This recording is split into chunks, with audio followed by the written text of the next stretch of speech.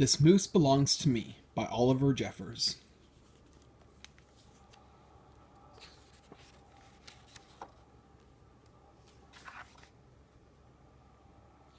Wilfred owned a moose. He hadn't always owned a moose. The moose came to him a while ago, and he knew, just knew, that it was meant to be his. He thought he would call him Marcel. He began following Marcel, explaining the rules of how to be a good pet. Much of the time it seemed as though the moose wasn't listening, but Wilfred knew he was. Mostly because he followed Rule 4 very well, not making too much noise while Wilfred played his record collection. Sometimes the moose wasn't a very good pet. He generally ignored Rule 7, going whichever way Wilfred wanted to go. The moose had a very good sense of direction, and Wilfred did not. And because the moose was particularly poor in Rule 7, subsection B, maintaining a certain proximity to home, Wilfred quickly learned to bring some string along on their outings so he could find his way back again. Sometimes the moose was an excellent pet.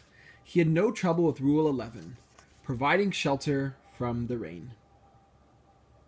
Or Rule 16, knocking down things that are out of Wilfred's reach. One day, as Wilfred discussed their plans for the coming year on a particularly long walk, he made a terrible discovery. Someone else thought they owned the moose. "Rodrigo, you're back!" Wilfred was dumbstruck. This moose was Marcel, not Rodrigo. The old lady was mistaken, and Wilfred thought it only proper that he correct her. "This moose belongs to me," he explained. And to prove it, he called Marcel. "Heel!" But the moose did not respond. He seemed more interested in the old lady. "Good Rodrigo." "Fine." Embarrassed and enraged, Wilfred rushed off for home. But in his haste, and miles from anywhere, he tripped over his string and got tangled up. And there he lay. Wilfred was beginning to get a little worried. It was past home time now, and the monsters would be out soon.